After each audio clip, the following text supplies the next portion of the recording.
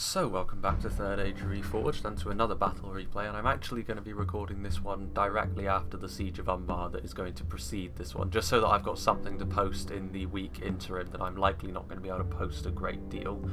But fortunately when I get back, of course, Thrones of Britannia will have released, so I'll be able to post some stuff up on that as well as Third Age Reforged hopefully, and that will give me a little bit more volume to do because, you know, obviously with university being what it is going to be a little bit difficult for me to focus on just the one thing at the moment, particularly when all of the battles are generally as long as they are in Reforged, of course. And this one is a bit of an exception to that because this is only a 14, well, nearly 15k battle this, and it's obviously on the dry lake bed. It was sent to me by Crimson Behalit, and when he said it was a good battle, and obviously when a player like this tells you it's a good battle, generally speaking, you're going to believe them. So hopefully this one's got a nice good bit of chaos in it, because obviously, you know, on dry lake bed, generally speaking, one flank will break and then the team will lose, but maybe we'll see something a little bit different here because you can see that the deployments are a little bit different from what you might expect. But let's go through the army composites first of all, and we'll start off with Crimson because he's over here on this side.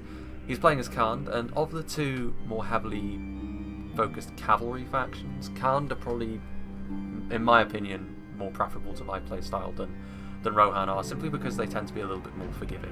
If we have a look here, we've got the nomadic raiders at the front, which are just low tier archers. You can't really go far wrong with low tier archers in the current iteration of the game because they're relatively cheap. I mean, generally speaking, the lower tier of archers will be, you won't find any archers for lower than around 450 now, but even so, the nomadic raiders are still going to be able to get a good deal of value off. One unit that I know is going to be changing in the upcoming 0.96 is the nomadic marauders, because there are so many of them in the unit and they're able to get such a high volume of axes thrown quickly that they are able to punch well above their price range, so they are having a unit reduction to account for that. But they essentially fill the role that the Eowyn Shield Maidens would in Rohan. They don't encourage nearby troops, however, so that is going to be a bit of a difference. And of course they are far more vulnerable to enemy missiles. They are cheaper though, that is the trade-off. But where one of Khan's real upsides over Rohan comes into play is in their main infantry line. The Nurad halberds are a very good halberdier, and they're able to really help hold down the central infantry line whilst doing damage in a way that the Rohirrim spears often struggle to do a little bit, particularly against shock infantry. And they're able to back this up with the Nurad footmen, who, despite their relatively low attack values, are still able to inflict armor-piercing damage. This makes, particularly against armoured factions, Khan's front line really very, very solid indeed. And Rohan can do this as well, of course, with their axemen, but it is a little bit more risky as Rohan, simply because their damage-dealing units are potentially very vulnerable. In the similar vein to these nomadic axemen, for example, that is a very strange axe. It looks like it's sort of melted in the forge a little bit. But having a look here, you can see that obviously this is a lower tier of axe unit, adding even more AP to the front line, although Khand are facing off against Harad in this battle, so all of this AP is not likely to do a huge amount to them, but the high attack values of the axemen may still stand in pretty good stead, particularly if they're up against the Serpent Guard. But it's the cavalry, of course, where Khand really can press a very real advantage over pretty much anyone. There are a few exceptions. Dol Amroth might be able to contest the pure melee cav game with them. But here we have the Nurad Windblades, who are a very fast melee cavalry unit. I'm not sure who would win in a straight up brawl between them, the Haven Knights, and the Witch Realm Inquisitors. But you can think of them as that. They are obviously far less durable because they use two swords instead of a shield. But the trade-off for this is they are much faster. They are able to get around the battlefield in a much more swift method of locomotion, shall we say. But also, you know, this does potentially harm them because obviously they can be focused down by arrows much more than the more heavily armoured Haven Knights or Witch Realm Inquisitors, or even something like the Melkor's Chosen. But that speed really does play into Khan's strengths, particularly in the late game, because Khand are very good at bleeding the enemy's ammunition supply dry over the course of a more atrocious battle, if that's how you want to use your horse archers and skirmishers.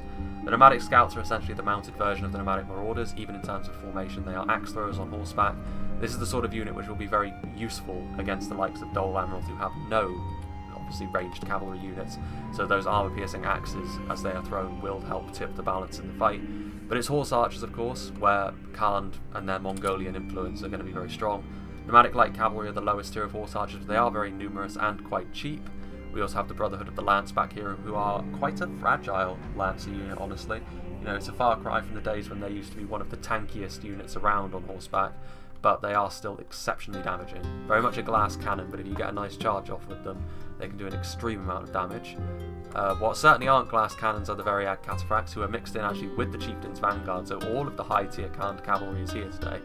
The Variac Cataphracts are of course knight units, so they are essentially the all-rounders. They have very high arm values, very good defense values, good in melee against other cavalry, and a very high charge bonus. Unlike the Nurad Windblades, however, they are quite slow.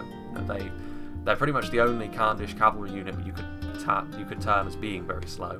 The Chieftain's Vanguard are a multiple HP horse archer, which are relatively few and far between in the current sort of state of the game, and this makes them considerably more tanky, and of course they are a decent cavalry unit when all is said and done when they're out of ammunition, except from off the charge, of course. Horse archers have a charge of 0.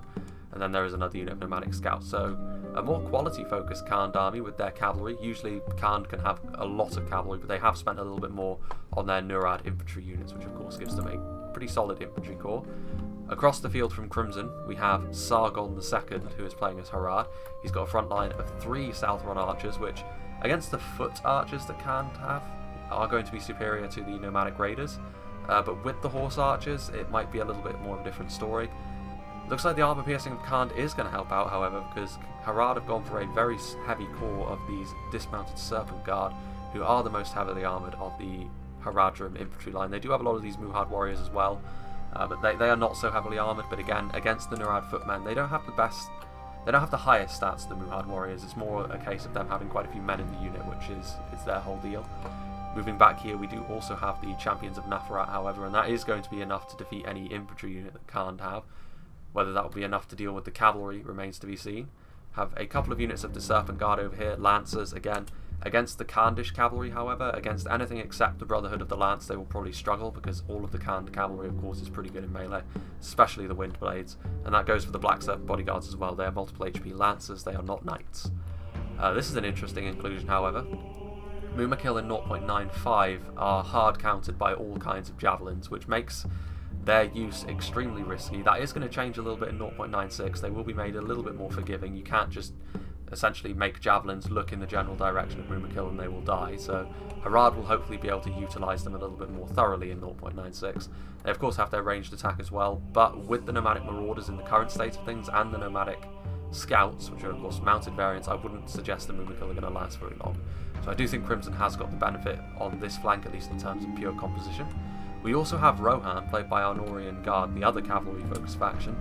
They're mostly made up of lancers on horseback, and that is what makes them a little less forgiving than Khand. They can have a lot more infantry killing power if you can get their charges off, but if you get their charges wrong, Rohan can fall apart much more quickly than Khand, and their infantry is a little bit more fragile, generally speaking, as well. So we have the Aerid of Aldberg, who, that is this the general?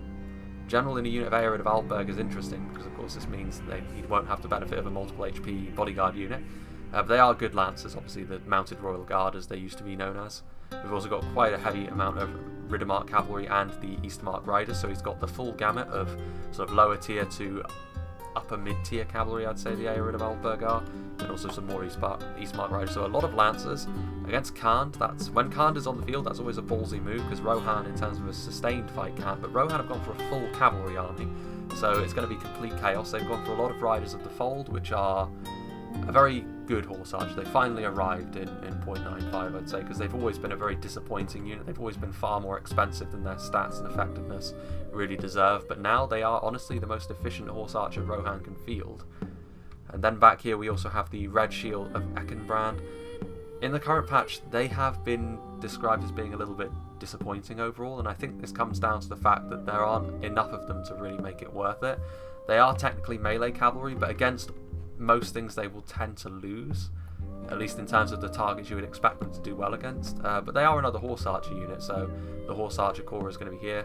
We've also got the Riddermark skirmishers, who in the upcoming 0.96 have been given two-handed axes to use in melee to really signify the fact that they are also melee cavalry, but currently it's a little less obvious. They are technically a melee javelin cavalry hybrid as it currently stands, but it's obviously not easy to know that is the case. And then over here we've got more lancers, so he's gone for a huge lancer corps. Time will tell whether a Norian Guard will live to regret this decision, because it is essentially surrendering the centre to the enemy infantry over here, and we will actually go and have a look at Umbar. Umbar are one of my two favourite factions in the game at the moment, honestly. I mean, in terms of pure effectiveness, Rune are technically just a better version of them, but I like Umbar. I just prefer to play as Umbar. Their style, there's something about them. The Balagai footmen here, of course, again, their Gondorian influence is present all throughout the factions. They've got their heavily armoured spears over here. The Corsair pikes are obviously the lower tier of pikemen. Relatively cheap, you know, they're around 500 florins. Obviously their armour values are terrible. There's scarcely another unit in the entire game which will do worse against under-sustained arrow fire. But if you can get them into a nice sort of combat infantry blob with their line all formed up, they can punch well above their weight. And it looks like they actually, you know, they wield sort of long harpoons in true pirate fashion, I suppose. Back here we've got a unit of mounted Numenorian Shield Guard. They are getting a unit model upgrade in the upcoming 0.96, and they look even better than they do now. So the Numenorian Shield Guard, of course, you know, very tanky unit, not quite as strong as the Warlords, but they will still do a good job on the front line. We've got a lot of Balagai halberds over here, going to make it very difficult for Rohan to get their cavalry value off with all of these polearms. The Balagai halberds, of course, with that added AP as well.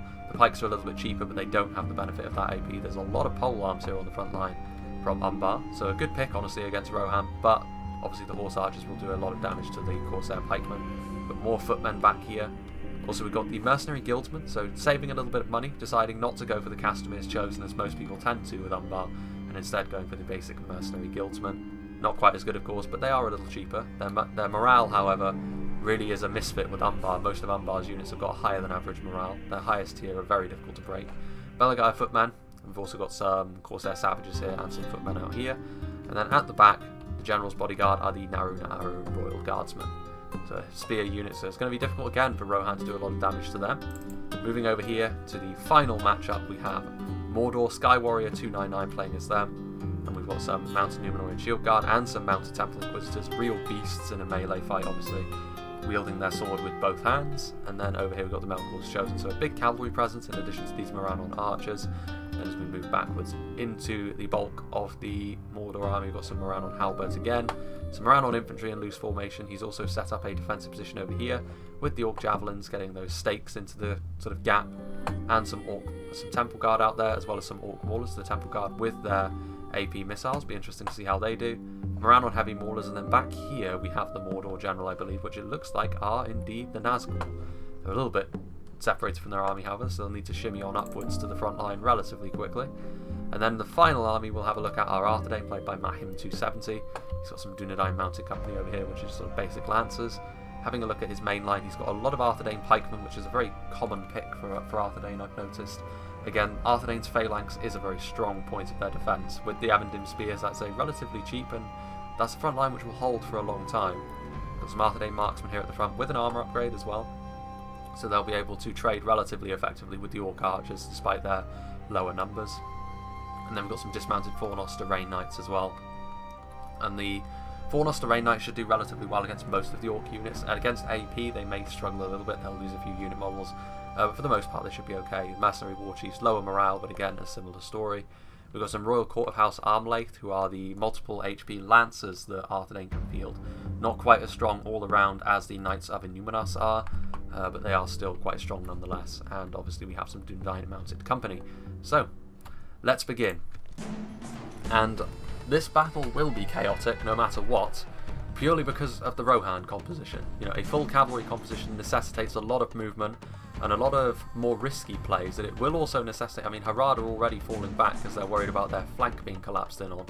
But Rohan are coming forward. They're leading the way with their skirmishers, which is somewhat interesting. Got some riders of the fold as well, so they are going to try and get some harass going off. But I would, you know, obviously you can see that Crimson Battalion is immediately going to be chasing down Harad, because if Mordor were to move forward as well and to really attack into Arthedain, that might well crush the flanks. All of this cavalry can look a little bit intimidating to start with, but some of it is lower tier stuff, and not much of it has got HP, honestly. So going into a more defensive posture with Mordor, Umbar, and Khand here, I mean, Rohan will struggle if they do that. But having said that, if they split up, all of these Rohirrim Lancers could well do quite a lot of damage. It looks like Khand are going to be the first ones to aggressively push forward. We've got some Hashari Stalkers. Those Rangers are going to do a huge amount of damage potentially to cavalry with that body piercing they are able to inflict.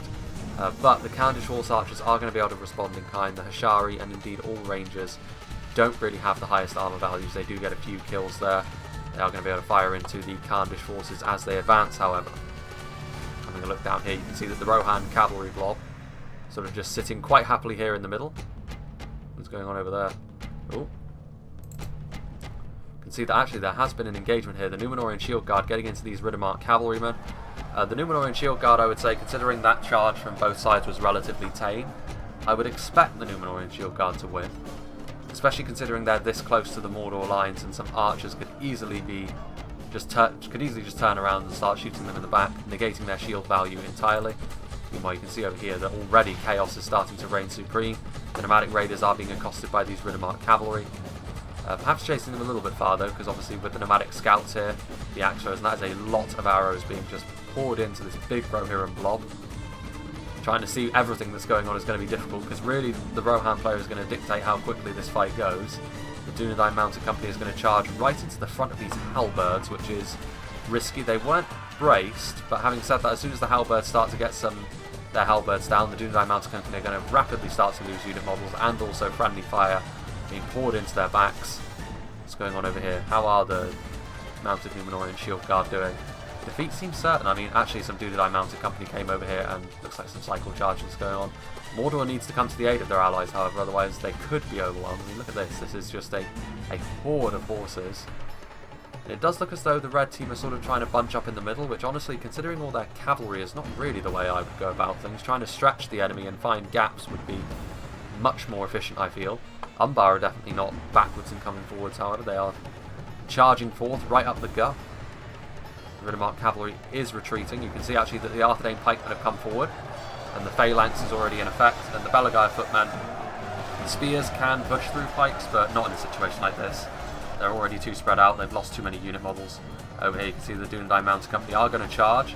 Getting a rear charge onto these Corsair pikemen. They're in disarray, so this isn't the worst idea. It might be enough to break them even. And indeed, they are already wavering. At least they need to hope this is going to be enough to break them, because it is. If they were able to turn around and get their pikes down, that would have inflicted some terrible casualties onto the Arthedain cavalry. Things are happening so quickly that even in a 3v3, frames are starting to fall away a little bit. Corsair Savages getting a charge into the Mercenary War Chiefs, but there aren't really enough of them to make this stick. You can actually see as well over here the Mercenary Guildsmen. There's a lot of these Khandish raiders which are still just trying their best to fire their ammunition off into the Rohirrim. There are these shooting circles being formed up by Rohan. I've never really found shooting circle to be all that effective, but I suppose it's better than nothing. So it's going to be fine here. Mordor are slowly but surely moving in. They really need to get their hustle on here. See over here the Dunedain Mounted Company. I think they just managed to, they managed to get rid of the Númenórean Shield Guard from their flank. Again, Khan sort of spreading their cavalry out. It's going to be interesting to see how this plays out. I mean, there are these Mumakil over here. It looks like they are bloodied up a little bit. Mercenary Guildsmen from Forever Alone. The target of the Mumakil. Just flattening them completely. With the support of the Rohirrim this time. You can see now that more Mercenary Guildsmen are moving up. So Umbar have sort of almost suicided into the lines, it seems. Because their army has been thoroughly vanquished almost. Most of Umbar have been destroyed. But as we see here, Khand are now moving forward. Fire arrows are being employed by Harad, but the Southron archers are seconds away from being attacked in melee by Axeman. There are also these mercenary guildsmen from Umbar as well. So having a look here, obviously archers are not going to be a match for dedicated melee units like this. The Muhad warriors will do very well against the nomadic Axemen, however. Their lack of armour is going to stand in pretty good stead. And as we can see here, the Nurag units are also moving forward. They're not the easiest to get rid of with their very high shield values. What is going on over here? Umbar are still standing, if only just, but the Arthedain phalanx continues to move forward, continues to put pressure on the Umbar infantry. These Naruna Aruror Guard move forward. There are also these mounted Númenórean Shield Guard, but ultimately I don't think they're going to get very far. The dismounted Fornos to Rain Knights are over here. Not AP, but even so, still going to be able to inflict some decent casualties. Sky Warrior 299's Mordor army is now here.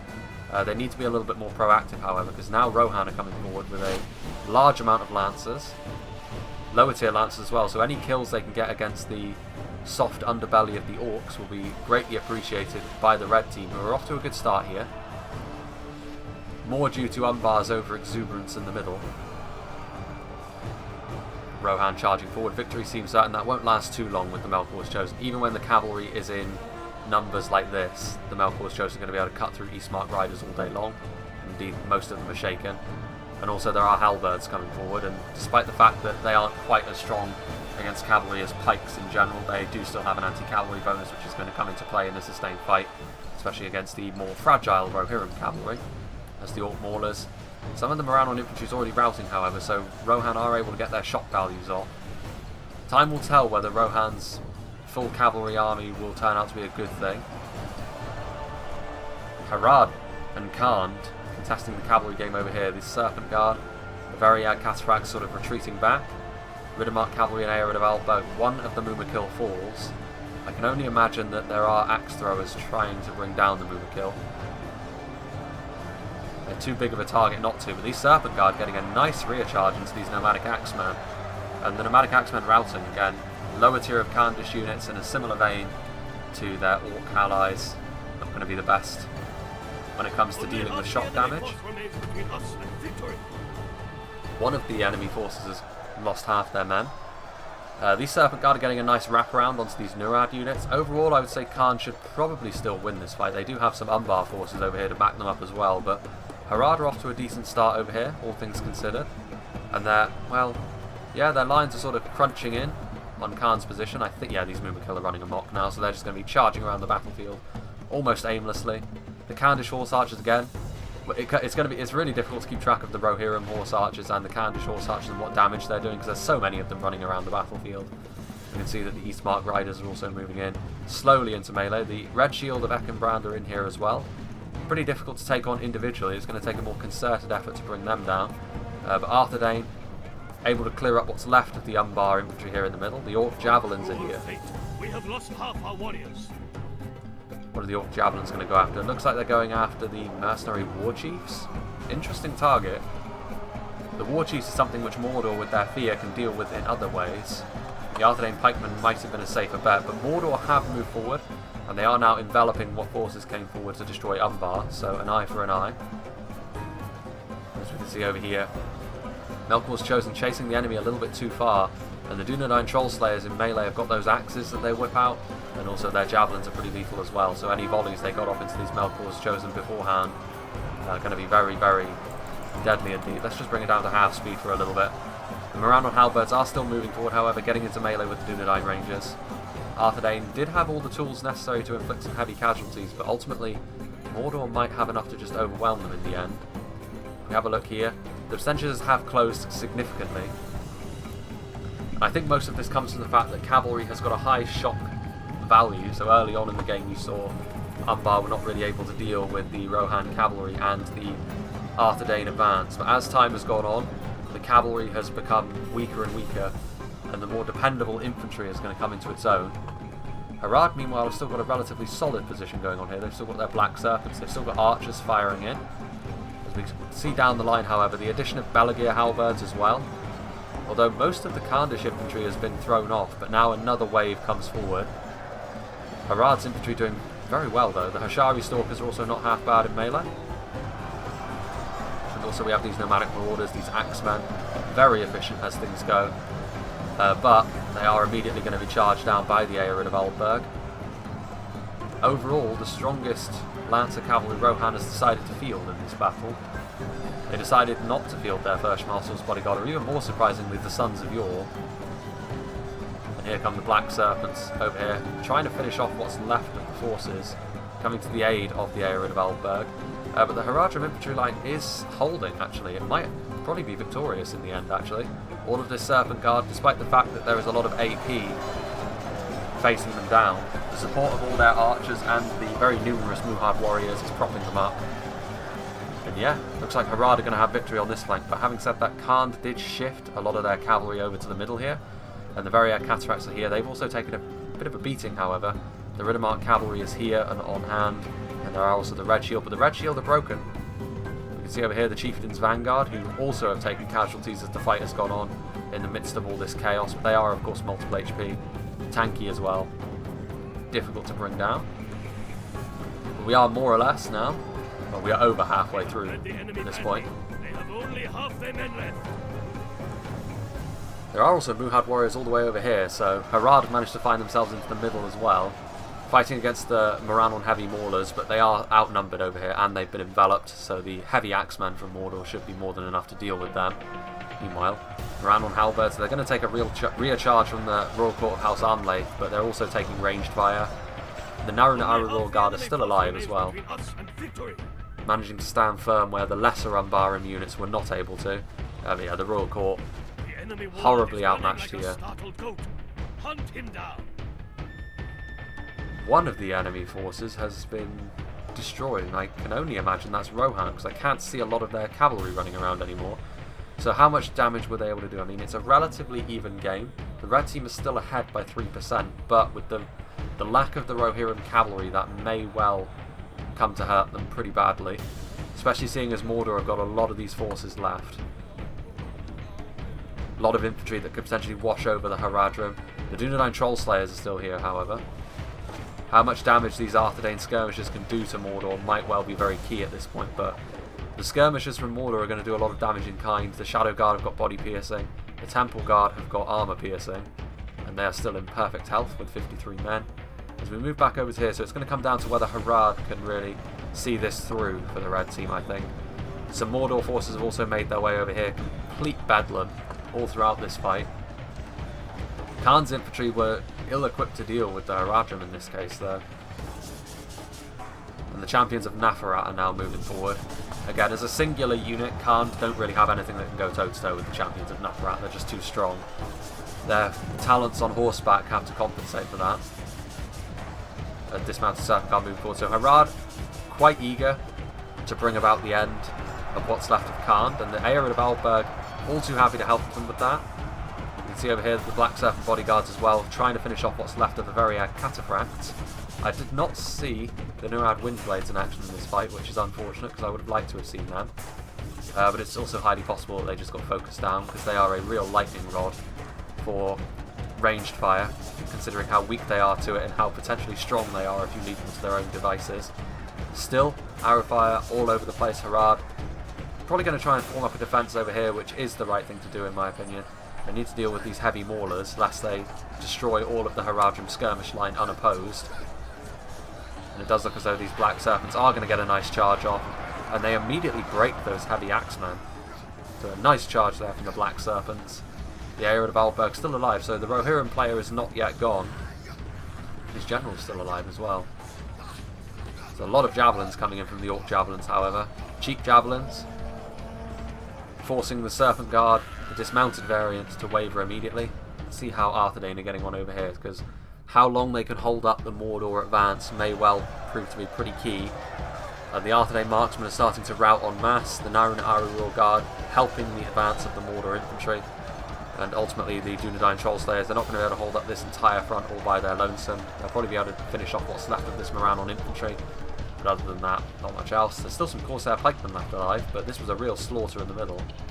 Credit to the Umbar player for charging into that mess. Most players would not have been eager to do that at all. There's a lot of routing going on, just running all over the place. The Southern archers are pursuing something. Still ranged firepower coming forth from Harad. And they are now trying to form up some semblance of a front line. These heavy axemen are moving forward on their own. These javelins can't really afford to be wasted in the vein that they are being so right now, as they are just being focused down. They are going to get some volleys off by the looks of things though, but there are also those Hashari Stalkers with their body piercing. Getting a nice volley off into the dismounted Serpent Guard though, with the Black Serpents, I don't know. Mordors do still have some strong units left alive, but there's still the Naru Naaru. Serpent Guard over here, another volley of javelin fire coming in there to the Muhad warriors. Again, they aren't armoured, so it won't really phase them as much as it would a heavily armoured unit. The base damage is still strong, but you'd much rather lose Muhad warriors than more Serpent Guard. Aelred of Alberg coming in, again routing off these Mordor heavy axemen. Frivolous waste here of these armour-piercing troops of Mordor.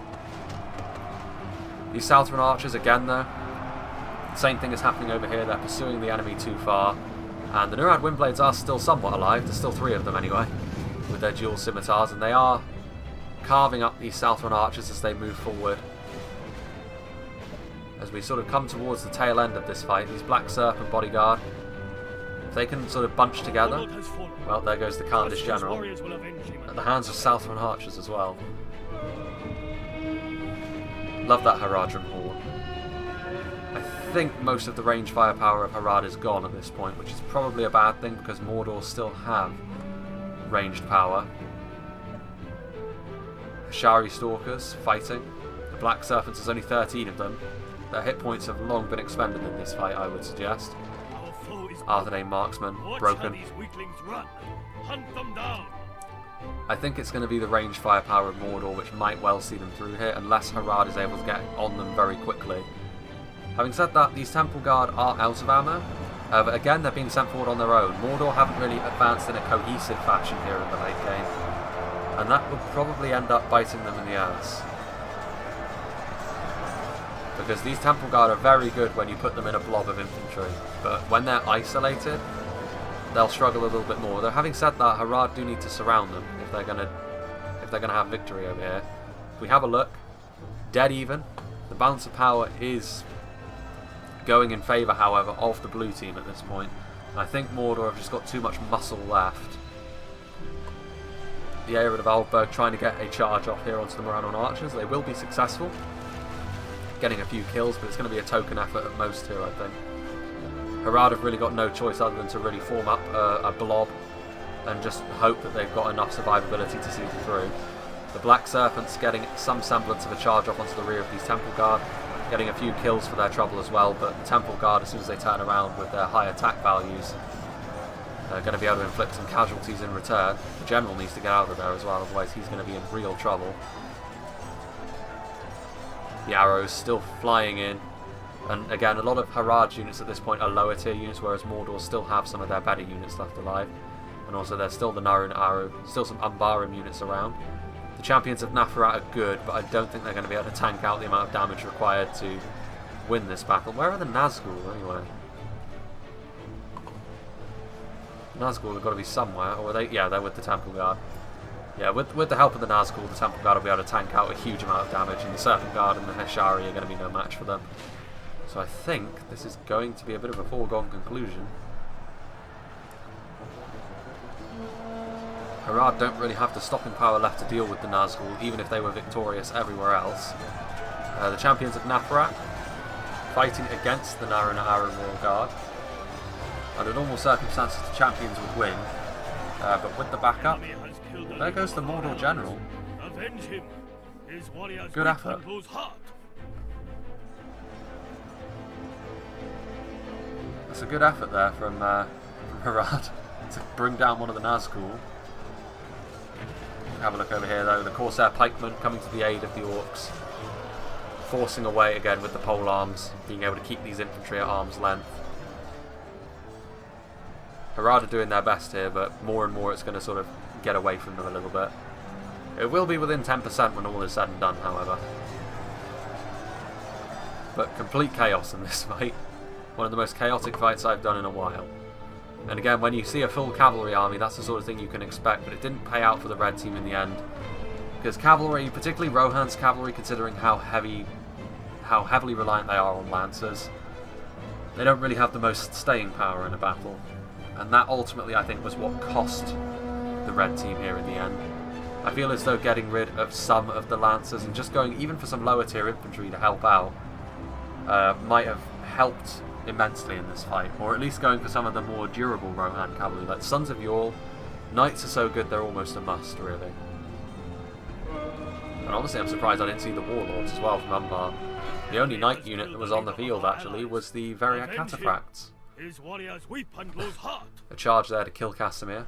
Yeah, the Variac Cataphracts were the only knight unit on the field, which is odd, you know, considering there are so many factions here that could have fielded knights. The Knights of Illuminas, Sons of Yore, and the Warlords of Umbar would have been very strong additions to all the teams. Knights are going to be changed a little bit. They won't have locked morale in the next patch, which is good to see, because Knights they're so good that not bringing them is completely inefficient. Which, you know, there should be a reason to bring units like the Narun Aru Royal Guard. In this case, they actually did very well against the Rohan Cav Swarm.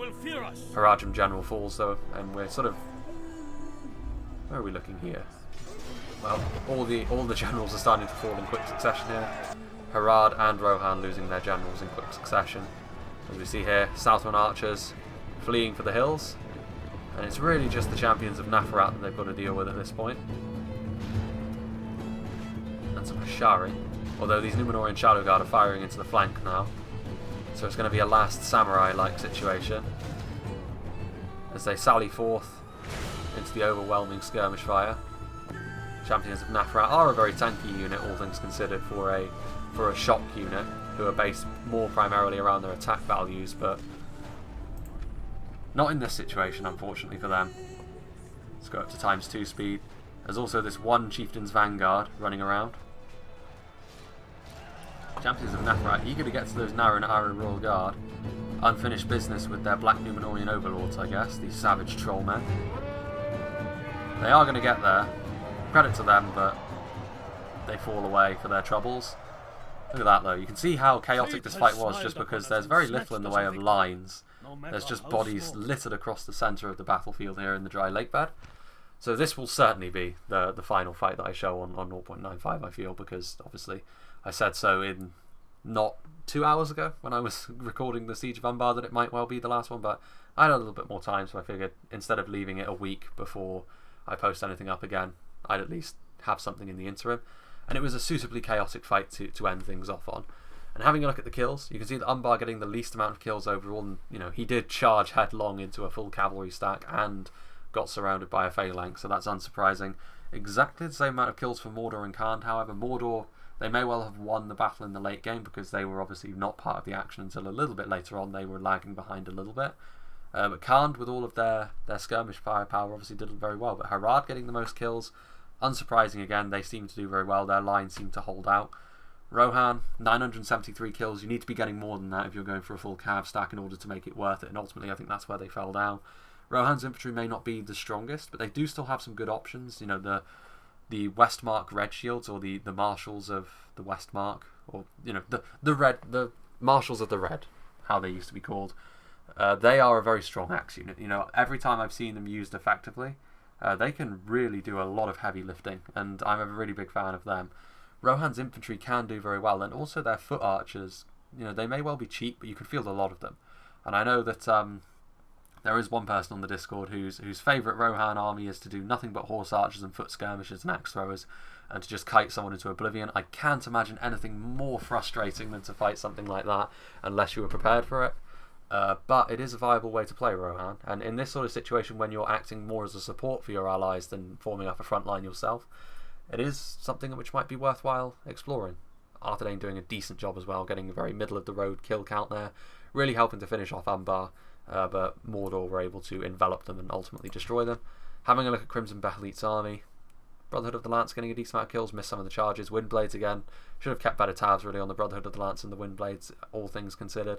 Nomadic Marauders getting a good amount of kills. Obviously the axe throwers of Khand in the current patch are very, very efficient, but ultimately the kills were spread out pretty evenly over his troops. Only one unit breaking 200, several breaking 100 as well. The Nurad units doing decently despite the fact they were ultimately overwhelmed by the Haradrim. So yeah, this will be the final glimpse of 0.95 as it exists now that you're going to see from me at any rate. When next I post up some Third Age Reforged, it will be some 0.96. Yeah, and I hope to see you for that, and I hope you enjoyed this.